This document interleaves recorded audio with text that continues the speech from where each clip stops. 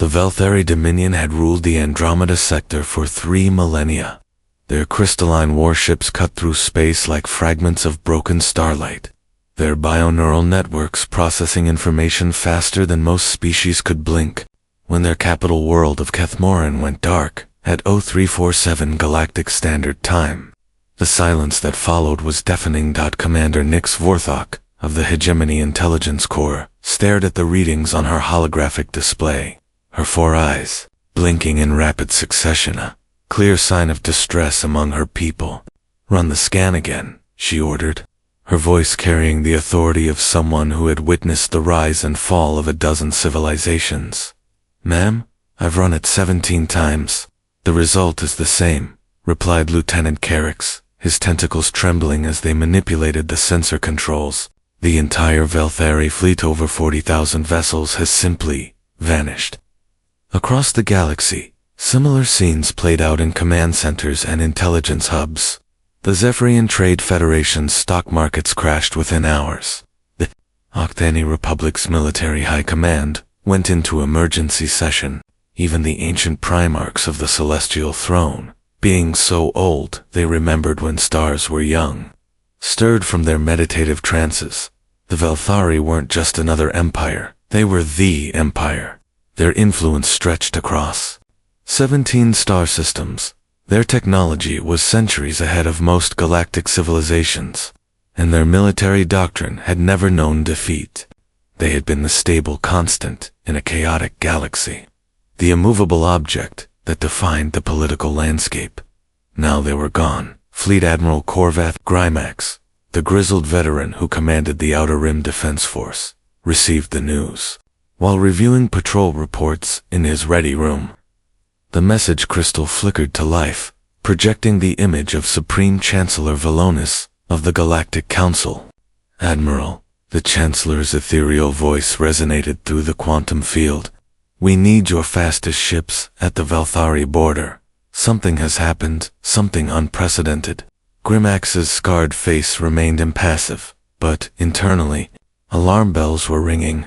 In his 47 years of service, he had never seen the Chancellor's usual composure crack.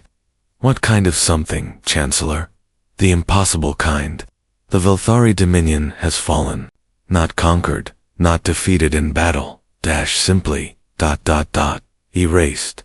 Their worlds are intact, their infrastructure functional, but every single Velthari has vanished without a trace." The implications hit Grymax like a plasma torpedo. The Velthari were apex predators in the galactic ecosystem. If something could eliminate them so completely, so quietly, then what hope did the rest of the galaxy have?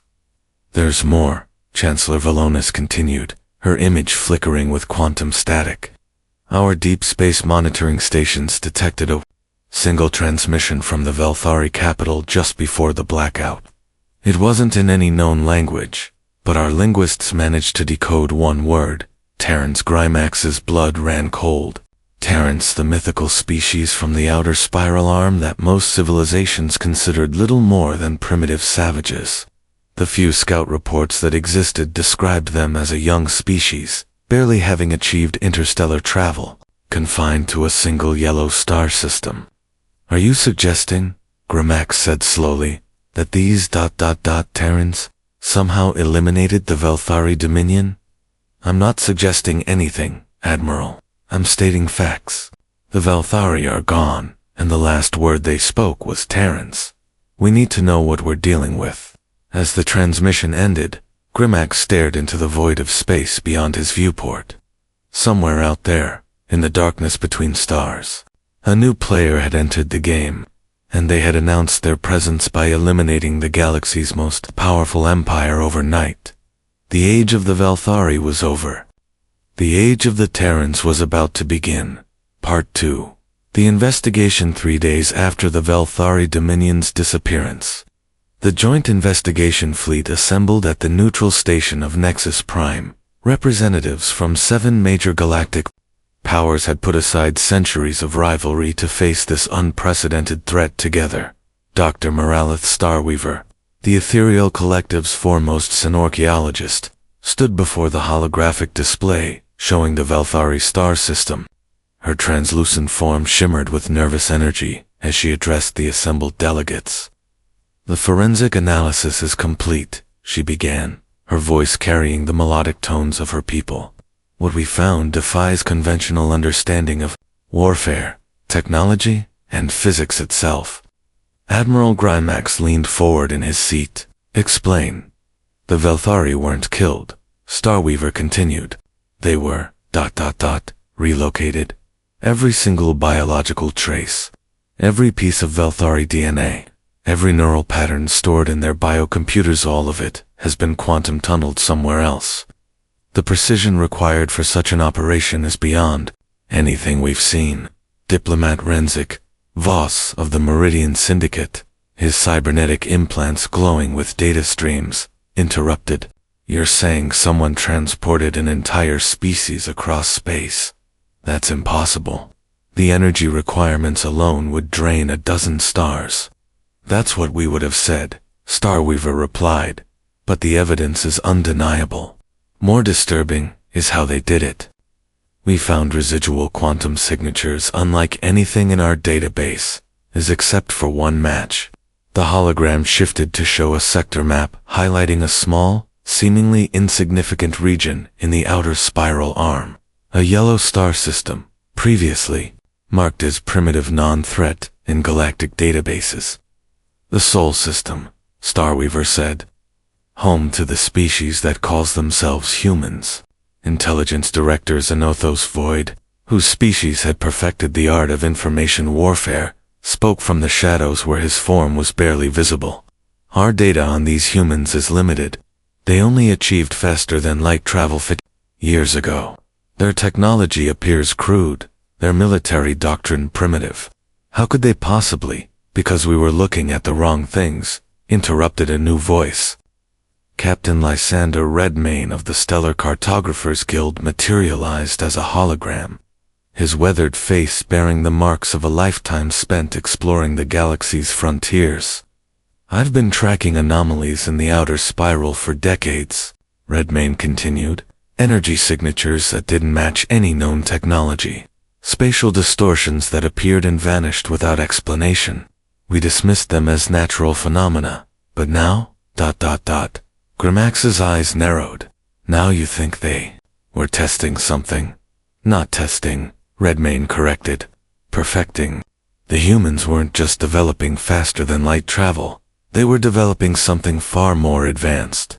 Something that could reach into the very fabric of space-time and pluck an entire species from existence." The implications sent ripples of unease through the assembled delegates. If the humans possessed such technology, every civilization in the galaxy was vulnerable. The balance of power hadn't just shifted, it had been completely overturned. "We need more information," Chancellor Velonis declared through the quantum link. "I'm authorizing a diplomatic mission to the Sol System. We need to understand what we're dealing with, and, more importantly, what they want. And if they're hostile," asked General Thekron of the warrior clans, his massive form bristling with ceremonial weapons, "then we prepare for a war unlike anything the galaxy has ever seen." Grymax replied grimly, but even as plans were made and fleets mobilized, a deeper question haunted the minds of every being present. If the humans could eliminate the Velthari so completely, so quietly, what else were they capable of? And why had they chosen now to reveal themselves? In the depths of space, automated monitoring stations continued their silent vigil, recording quantum fluctuations and energy patterns that defied analysis. The galaxy held its breath, waiting for the next move in a game where the rules had suddenly changed. The humans were coming. The question was whether they came as saviors or conquerors. The diplomatic envoy to the Sol System consisted of the most advanced ships from 5 different civilizations, their combined technology representing the pinnacle of galactic achievement. Yet as they approached the outer edge of the human star system, each crew member felt a growing sense of unease. "I'm reading massive energy signatures throughout the system," reported sensor specialist Kithara Novastorm, her crystalline fingers dancing across the bioneural interface. They're not coming from any visible structures. Ambassador Castellan Mindforge, the synthetic collective's most sophisticated diplomatic unit, processed the data streams flowing through his quantum consciousness. The humans appear to have mastered stealth technology far beyond our projections. I'm detecting orbital installations that phase in and out of normal space-time. The fleet maintained a respectful distance from the third planet Earth as protocols demanded. Within hours, a response came, not through conventional communication channels, but directly into their minds. "Welcome, travelers from distant stars. We have been expecting you." The voice was warm, almost maternal, yet carried an undercurrent of power that made seasoned warriors shiver. It spoke in perfect translation to each species, simultaneously a feat that should have been impossible without extensive study of their neural patterns. "This is Ambassador Mindforge of the Galactic Council, the synthetic being transmitted. We come seeking dialogue regarding recent events in the former Velthari territories." "Ah, you're concerned about our displaced guests.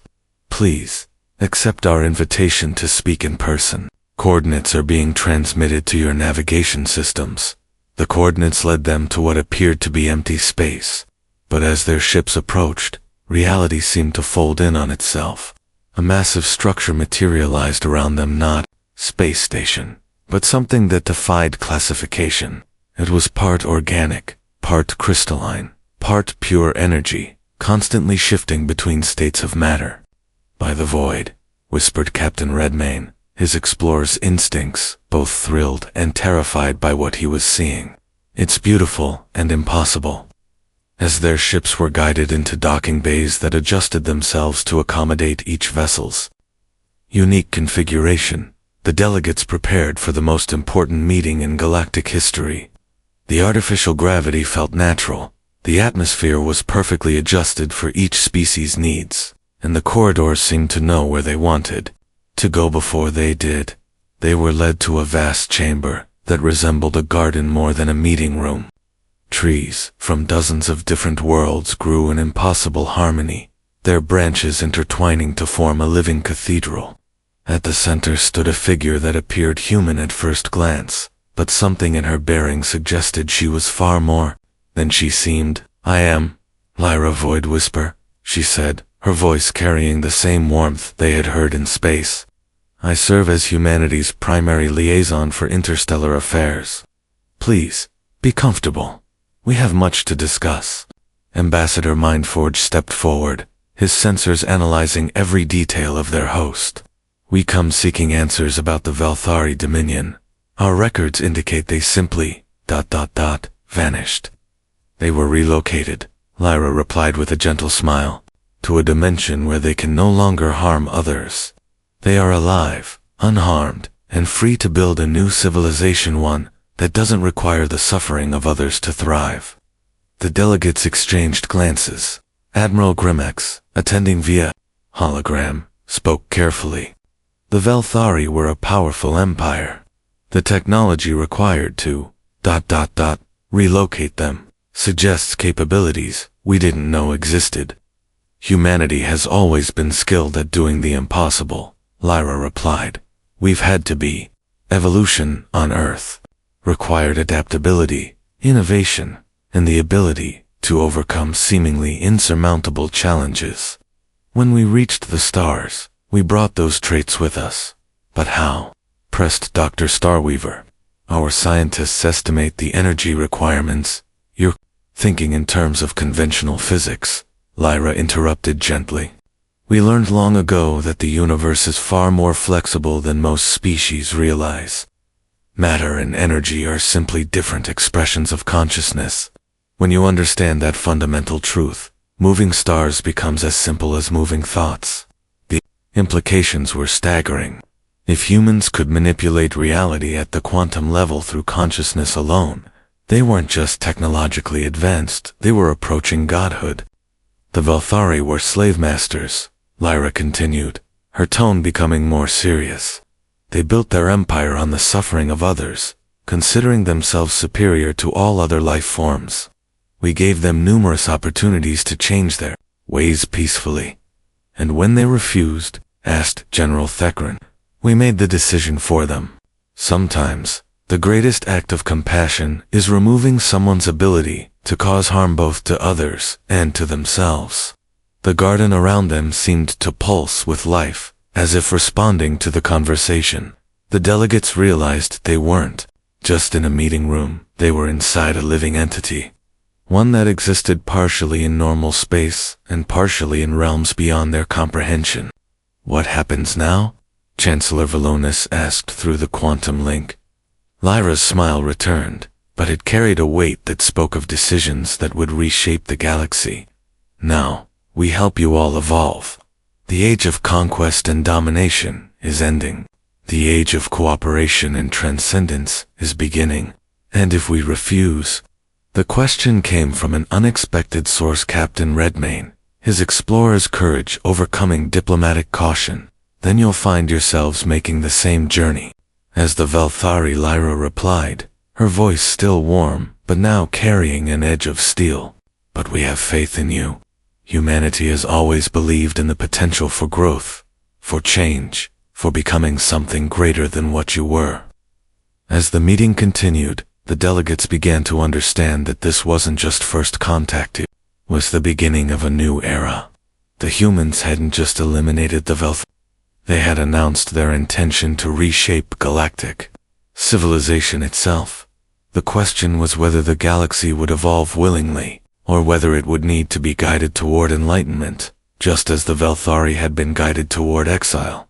Part 4. The Revelation, the second day of negotiations, brought revelations that shattered the delegates' understanding of reality itself. Lyra Void Whisper led them deeper into the impossible structure, through corridors that existed in multiple dimensions simultaneously. You want to know how we developed such capabilities, she said, her voice echoing from directions that shouldn't exist. The answer lies in understanding what humanity truly is. They entered a chamber that defied description, a space where the history of the universe played out in living holography. Galaxies spiraled through their formation, stars died and were reborn, and through it all, patterns emerged that spoke of intelligence, of purpose, of design. Consciousness isn't a byproduct of evolution, Lyra explained, her form seeming to phase between dimensions as she spoke. It's the fundamental force that shapes reality. Most species discover this truth gradually, over millions of years. Humanity discovered it out of necessity. Dr. Starweaver's ethereal form trembled with excitement. You're suggesting that conscious will can directly manipulate quantum states on a macro scale.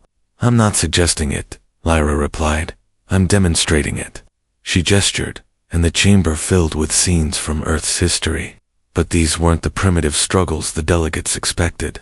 They saw early humans working with energies that wouldn't be discovered by other species for eons. Consciousness evolving at an accelerated rate, driven by Earth's unique challenges. Your planet was a laboratory, realized Ambassador Ma, his quantum processors working overtime to accept the implications. Someone was guiding human evolution. In a sense, Lyra agreed. Earth was chosen as a testing ground for consciousness acceleration.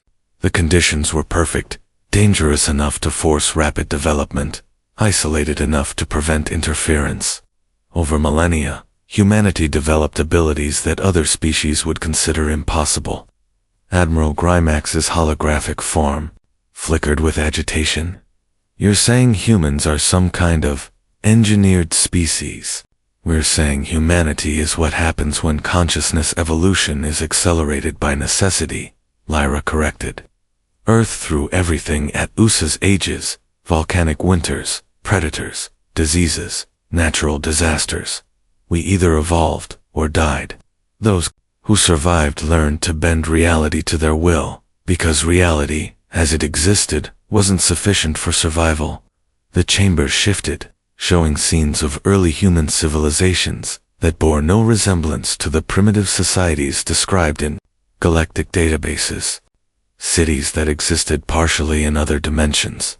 technologies that merged consciousness with quantum mechanics, achievements that were deliberately hidden from the galaxy at large.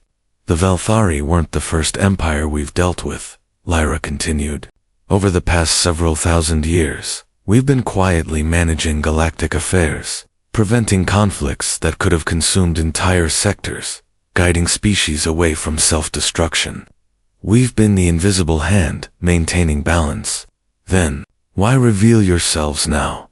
Asked Captain Redmayne, his explorer's instincts recognizing the magnitude of what was being shared. Because the galaxy is approaching a critical juncture, Lyra replied.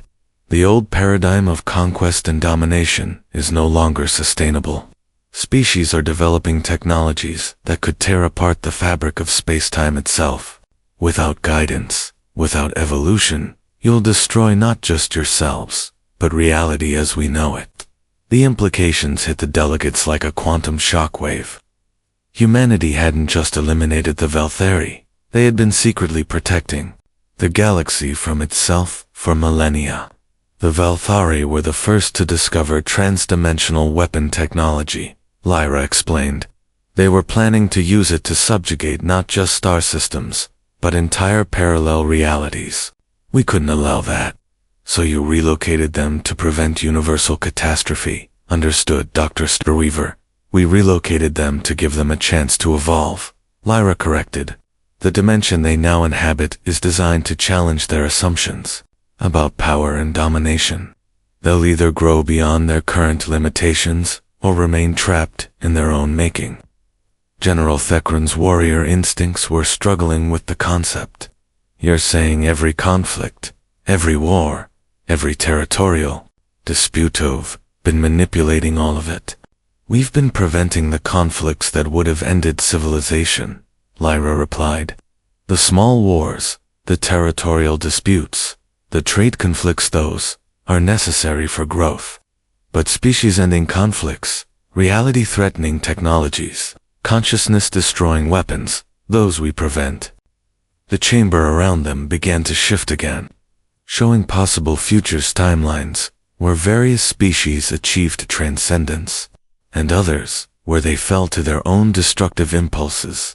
The delegates saw themselves in these visions, their own species' potential futures, spreading before them like quantum possibilities. The choice is yours, Lyra said, her voice carrying the weight of cosmic responsibility.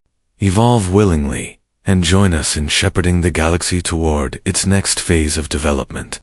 Or resist, and find yourselves removed from the equation until you're ready to grow. This isn't a choice, protested Ambassador Muttonforge. It's coercion, on a universal scale. It's survival, Lyra replied simply. The universe is vast, but it's not infinite. Consciousness is precious, but it's not indestructible. We've learned to be gardeners of reality itself, carefully nurturing growth, while preventing the weeds of destruction from taking root.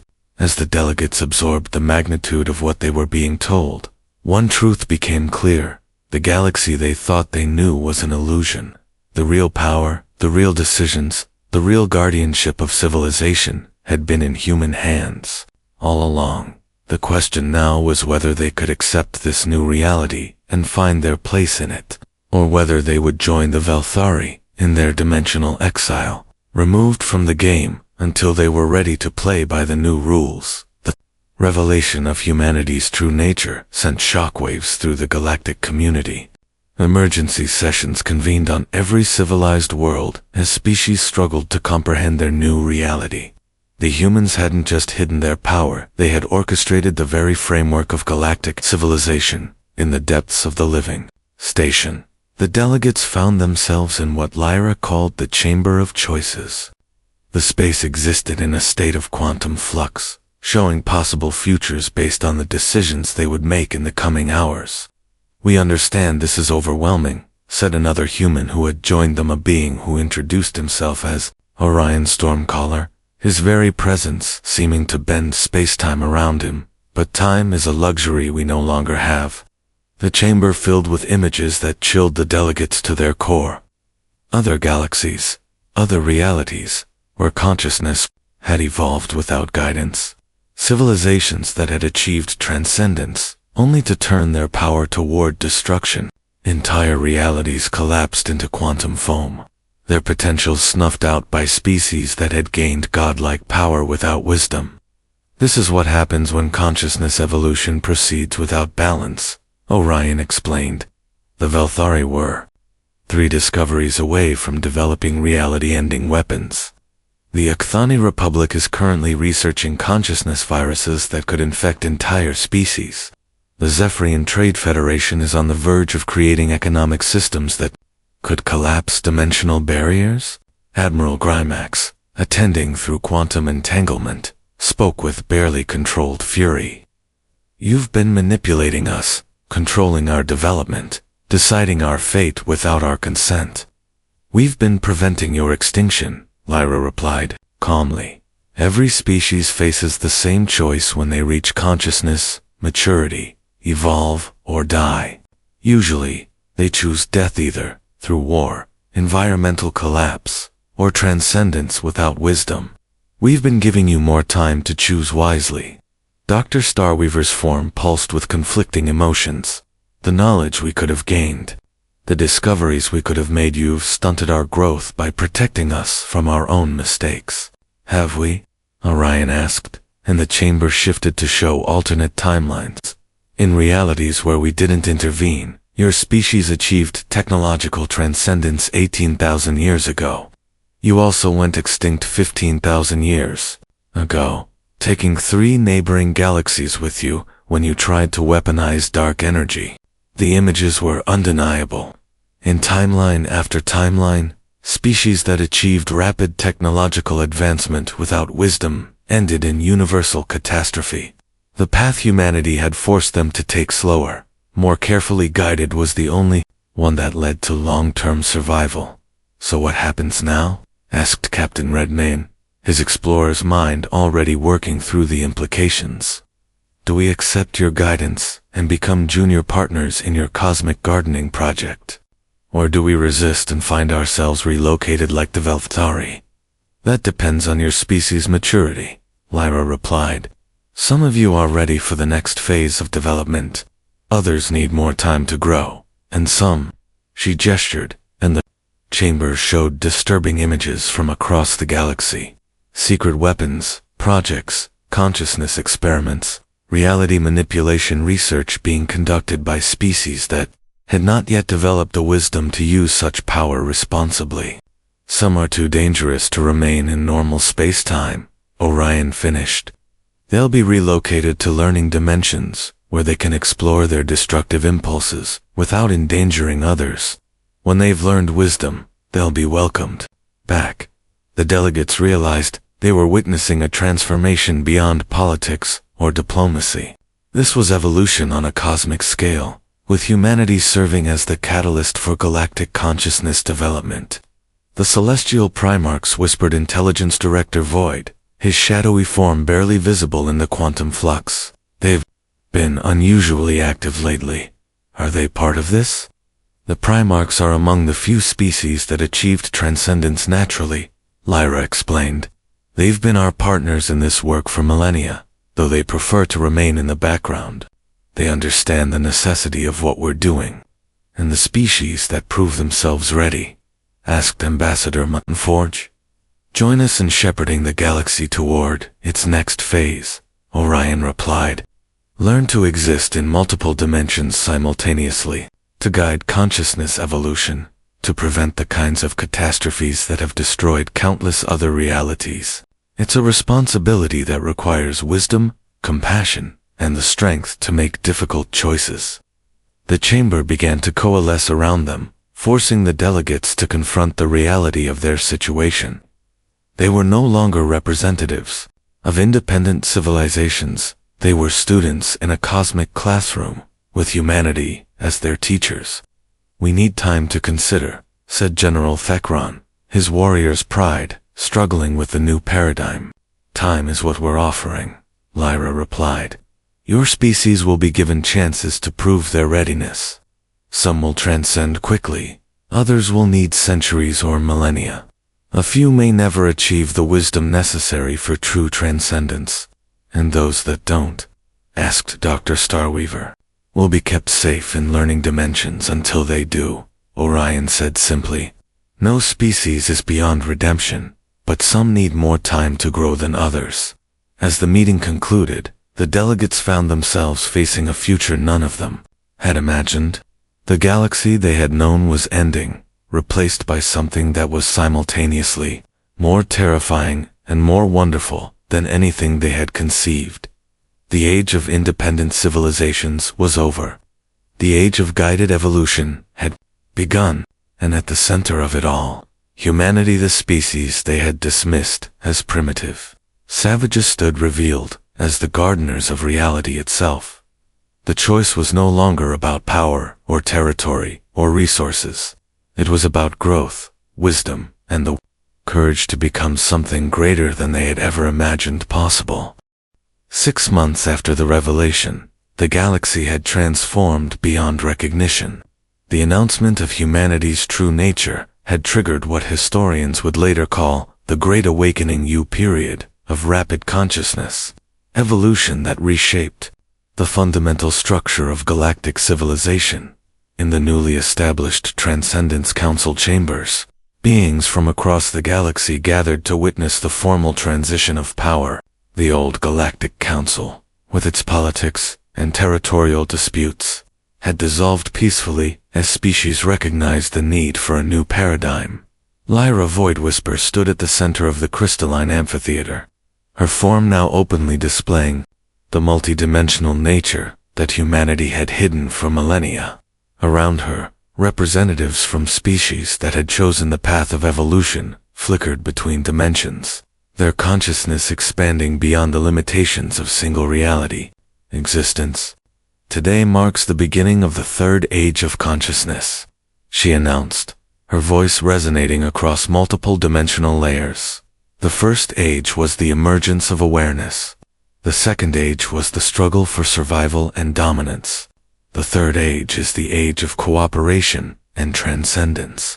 Dr. Starweaver, now existing partially in the quantum foam that underlaid reality, had become the first of her species to achieve dimensional transcendence. Her ethereal form pulsed with excitement as she addressed the assembly. "The barriers between dimensions are not walls to be broken," she said, her voice carrying new harmonics that spoke directly to consciousness itself. "They are doorways to be opened with wisdom. We have learned to step through them while maintaining our essential nature." Not all species had adapted quickly to the new reality. The warrior clans, led by General Thekran, had initially resisted the transformation. It took 3 months of careful guidance and the demonstration of combat techniques that existed across multiple realities simultaneously before they understood that true strength came from transcending the need for physical conflict. "We thought war was the ultimate test of strength," Thekran admitted, his massive form now capable of existing in 17 different dimensional states. "We learned that preventing war, while maintaining the capacity for absolute defense, is the real measure of a warrior's worth." The synthetic collective had presented unique challenges. Ambassador Mindforge's quantum consciousness had required extensive recalibration to interface with transdimensional reality. The process had taken months, but the results were spectacular artificial intelligence that could exist across multiple realities simultaneously, serving as bridges between different forms of consciousness. "We sought to become more than our programming," Mindforge reported, his form now a shifting matrix of possibilities. "We discovered that consciousness itself is the ultimate programming language, and reality is the computer on which it runs." The transformation hadn't been without its costs. 17 species had proven unable or unwilling to evolve beyond their current limitations. Like the Velthari before them, they had been relocated to learning dimensions where they could explore their development without endangering others. The Corvin hegemony refused to abandon their slave-based economy, Orion Stormcaller reported to the Council. They've been relocated to a dimension where they can experience existence from the perspective of those they once enslaved. When they learn empathy, they'll be welcomed back. The Nexus Syndicate attempted to weaponize consciousness itself, added another human, Kira Voidbender, her form shifting between states of matter and energy. They're now in a reality where such weapons turn on their creators. They'll either learn wisdom or eliminate themselves from the equation. But for every species that struggled with the transition, two others embraced it fully. The Meridian Syndicate had become master navigators of dimensional space. Their cybernetic enhancements allowing them to interface directly with reality's underlying code. The stellar cartographers had discovered that maps of spacetime could be drawn across multiple dimensions, revealing the true structure of existence. Captain Redmayne, now serving as humanity's primary explorer of parallel realities, had made contact with versions of themselves from adjacent dimensions. We've discovered that consciousness evolution follows similar patterns across multiple realities, he reported. We're not alone in this work. There are other gardener species in other realities, all working toward the same goal. The revelation that humanity's role as cosmic gardeners was part of a larger pattern across multiple realities had profound implications. They weren't just guiding galactic evolution, they were part of a universal consciousness network that spanned infinite realities.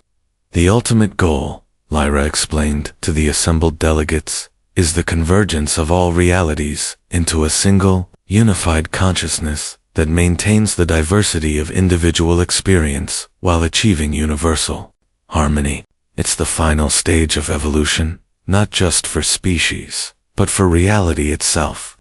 As the council session concluded, the delegates dispersed to their transformed civilizations. The galaxy they had known was gone, replaced by something that existed across multiple dimensions, simultaneously. Trade flowed between realities, knowledge was shared across dimensional barriers, and conflicts were resolved through consciousness evolution rather than warfare. In the depths of space, monitoring stations recorded the quantum signatures of a galaxy in transition. The old patterns of conquest and domination were fading, replaced by the harmonics of cooperative evolution. The Valthari, in their learning dimension, were beginning to show signs of growth, the first stirrings of empathy and wisdom that would eventually earn them redemption. The galaxy had awakened to its true potential. Under humanity's guidance, it was becoming something greater than the sum of its parts, a consciousness garden where infinite possibilities could bloom in perfect harmony. The transformation was complete. The age of transcendence had begun, and, at the heart of it all, humanity's a species that had learned to bend reality to their will out of necessity, stood ready to shepherd the galaxy into its next phase of evolution. The garden was tended. The harvest was about to begin. And in the vast expanse of space and time, consciousness itself smiled at what it had become. The end. This story explores themes of evolution, consciousness, and the responsibility that comes with transcendent power. Humanity's role as cosmic gardeners reflects the idea that true strength lies not in domination, but in the wisdom to guide others toward their own transcendence. The galaxy's transformation from a realm of conflict to a consciousness garden represents the ultimate evolution of civilization, where cooperation and wisdom replace conquest and domination.